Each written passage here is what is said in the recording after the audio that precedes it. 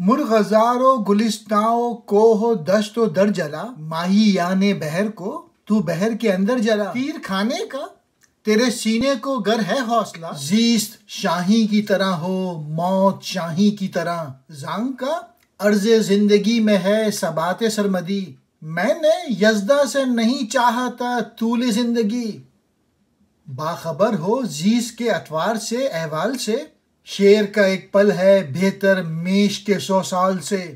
زندگی کو محکمی دیتی ہے تسلیم و رضا، موت ہے لاریب نیرنگ و طلسم و سیمیاں۔ بندہ حق شیر ہے، موت آہوئے نرمک خرام، ہے مقام اس کے ہزاروں، موت اس کا ایک مقام۔ مرد کامل تو جھپٹتا اس طرح ہے موت پر، جس طرح شاہین کبوتر پر پروں کو کھول کر۔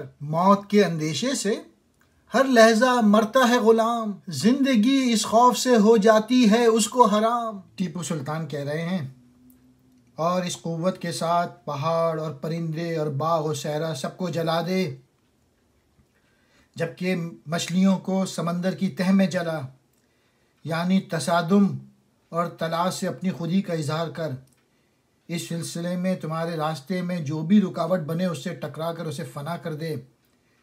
اگر تیرا سینہ تیر کھانے کے لائق ہے تو پھر دنیا میں شاہی کسی زندگی بسر کر اور شاہی بن کر مر، دنیا میں کسی کی محتاجی نہ کر، اس لیے کہ زندگی جد و جہد اور عمل ہی سے بقا کا سما ہوتا ہے۔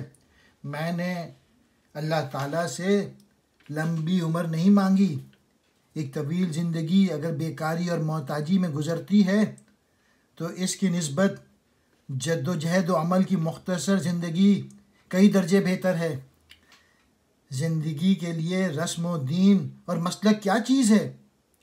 یہ شیر کا ایک پل زندہ رہنا بھیڑ کی 100 سالہ زندگی سے کہیں بہتر ہے۔ حقیقی زندگی کا طور طریقہ اور رسم وغیرہ شیروں کی سی زندگی کا تقاضا کرنا ہے۔ شیر بن کر رہے اور شیر ہی کی طرح مر، یہی حقیقی زندگی ہے۔ زندگی میں استحکام تسلیم و رضا سے پیدا ہوتا ہے، جبکہ موت تو نیرنگ و طلسم و کیمیا ہے۔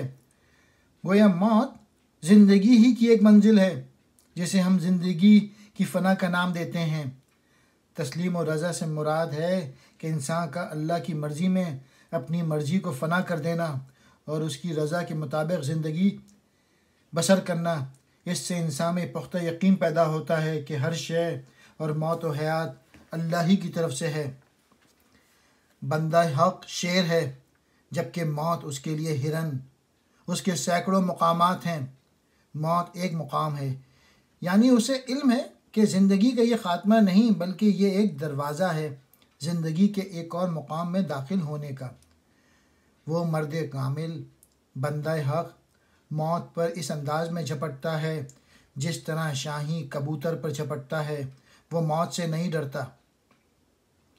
اس کے برعکس غلام موت کے ڈر سے ہر وقت مرتا رہتا ہے اور موت کے اسی خوف کی وجہ سے اس کی زندگی اس پر حرام ہو جاتی ہے۔